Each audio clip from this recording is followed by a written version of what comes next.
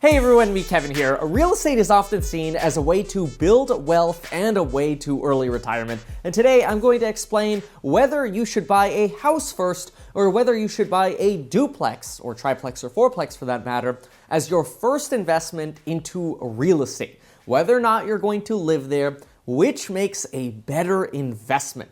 We know you could get any of these with 3.5% down, thanks to the amazing programs that exist in America. In other countries, maybe you could get 5, 10% down. Check with your lenders for loan options for you. But for now, I want to talk about what is a better deal, a house or multifamily to start with. And is there a simple way to determine which one is better? Well, in this video, I'm going to do exactly that. I'm going to teach you the simple way to determine which one is better. I'm going to show you what the noobs look at, and I'm going to show you what the pros do. Now, keep in mind, this particular set is the set that I use for education. So when you see these thumbnails and these sets, think education. And when you see the other set, generally think news. Okay, so which of these is a better deal? The $300,000 house with $500 per month in cash flow, CF, or the duplex for $300,000 and $500 per month in cash flow? Well, with this limited information that I gave you, which one of these is better? Noobs will usually say that, well, come on, the duplex is better in this example. That's because you have two tenants, and if one leaves, you're only 50% vacant. A pro, on the other hand, is going to say, you know, not so fast. It depends. And here's ultimately the most important thing that it depends on. This by far outweighs everything else because this is going to be what helps you build your wealth. And when you build your wealth, that's how you become a success in real estate and how you're able to retire early. I know that cash flow is nice, and cash flow is very, very important, especially when you're retired. In fact, if you have not yet seen my video on how to retire in 10 years starting with $100, make sure to watch that video because it'll show you the difference on the importance of cash flow now versus cash flow later, and as well as give you steps for retiring early.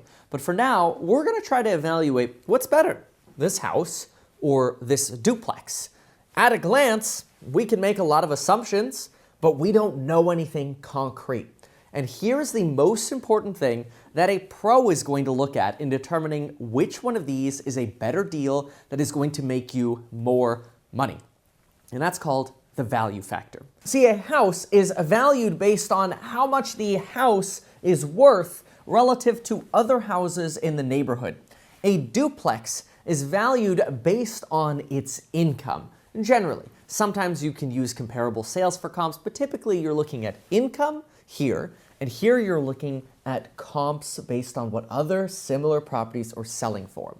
Now, these tend to stick together like rubber bands. So when house prices go up, rent prices tend to go up, and they tend to drive up duplexes. So it's not like one of these is going to appreciate faster than the other because people are always looking for a rate of return. And in general, these have the same rate of return. I mean, $300,000 invested, $500 a month in cash flow, the rate of return is the same. But the value factor is the difference. And so how do we figure out what the value factor is? And is that going to give us a slam dunk answer? Well, let's get into the value factor and you'll get that answer. So let's take a look at this house and say that this house is in a $300,000 neighborhood. If this house is $300,000 and you're buying the house in a $300,000 neighborhood, which means other properties with a similar floor plan and similar square footage, similar age, similar lot size, not next to yeah-buts like busy streets or whatever. If this house is just like the other ones, they're all selling for $300K, and this one's selling for $300K, then this property has a zero value factor. We'll call that VF, zero for the value factor. However, what if this house is actually in a $400,000 neighborhood and it just needs $10,000 of new paint and carpet? Well, in that example, you create $90,000 of value by putting $10,000 into the property. Now, I know I'm oversimplifying here, but the point is to teach you the difference between houses and multifamily in terms of which you should get started with buying, right? So, with this example, you buy a $300,000 house in a $400,000 neighborhood, you put $10,000 in for paint and carpet, and now it's worth $400,000. Well, you just created $90,000 as your value factor. So you have a $90,000 value factor buying a house and you're spending $10,000 in this example. Okay, well, $90,000 and the $500 in cash flow, that's pretty cool.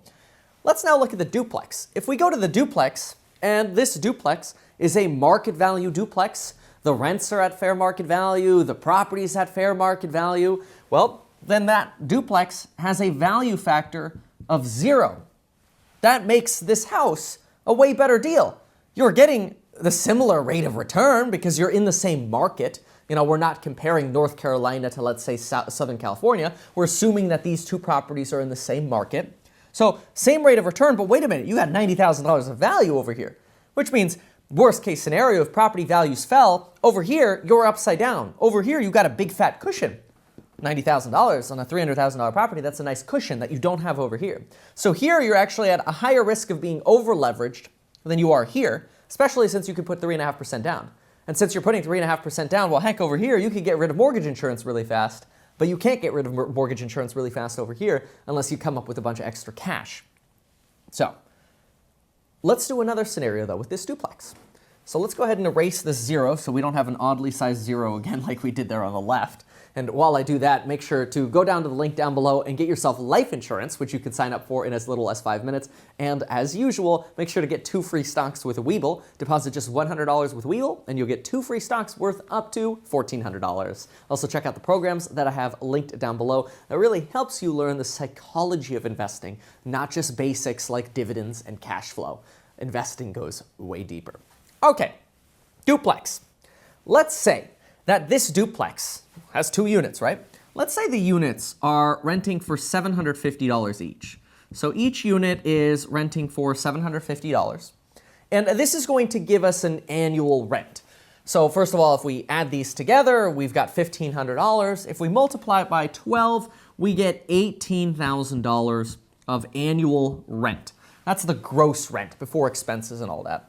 And this place is selling for $300,000. Well, if I do $300,000 divided by 18,000, I get about 16.67. This figure right here is known as your gross rent multiplier. Don't really worry about that. Just know that it's 16.67. Now, if this property was a fair market value property and the rents are $750 and you can't raise the rents, the value factor is 0. That's bad. But you're a savvy investor. You're not a noob. The noob just looks at $500 in cash flow. Woohoo! Look at my cash on cash return. Doesn't matter. No value. Value is what matters. The pro looks in this and says, okay, so the rents are $750, but I can come in here and go and raise these rents to $1,000. So now my rents are $1,000 per unit, which actually means I'm now getting $24,000 if I raise these rents to $1,000 to market value. And let's say I have to spend $10,000 on the units, you know, a little bit of paint and carpet, again, oversimplifying, but I put $10,000 in, the same $10,000 that I put in over here, put the $10,000 in, now I could raise the rents to $1,000 per unit. Now my annual gross rent is $24,000. Well, $24,000 times the same gross rent multiplier, assuming that this is a market value gross rent multiplier, so you can look at other units to see what kind of gross rent multiplier they're selling for by looking at their rents and their sales prices, then you just divide. But anyway, now let's say this market, wherever you're buying, has a gross rent multiplier of 16.67. 24,000 times 16.67 actually leaves me with a property that's worth $400,800. Ah, well, this is interesting because look at what we just did. We just created value. See, we created value in the house by buying a fixer-upper, buying something that needed some love. We bought it in the wedge. This, the house, is actually called a condition wedge. So I call it the C in the wedge scenario because there are 4 types of wedge deals you can get, and we call that the core method. C is for the house. For this duplex scenario, we actually got a wedge rent. That's the R scenario because we were able to raise the rent, put a little bit of money in, and wait a minute, we just created value here. But how much value did we just create? Well, we actually just created $90,800 as a value factor. Folks, if you want to buy real estate and you want cash flow and all you care about is that number right here, you don't care about growing your value factor, you're better off buying AT&T dividend stock because you'll get 7% and the hope for appreciation, and you don't have to worry about anything else. That's the newbie way to buy real estate. The pro looks at their market and says, how can I get cash flow and value? Value is what makes a deal great. In this example, the duplex is the better deal by $800. You know, there are other factors that now go in. You know, there's the headache factor of real estate. Hey, I got 2 tenants that I got to deal with. What if they hate each other?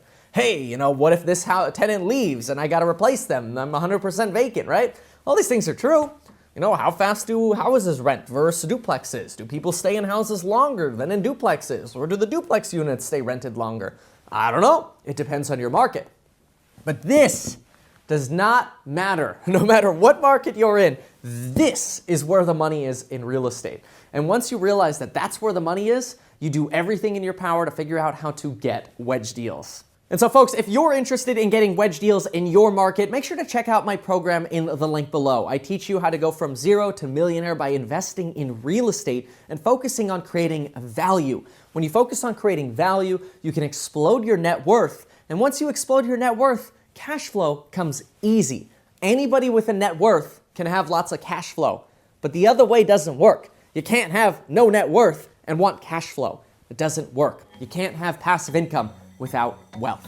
And so creating wealth is extremely important. Thank you so much for watching this video. If you like this kind of content, please consider subscribing. Look for this kind of thumbnail and this kind of background for more educational videos on the channel. And if you prefer the news videos, well, then look for the other thumbnails.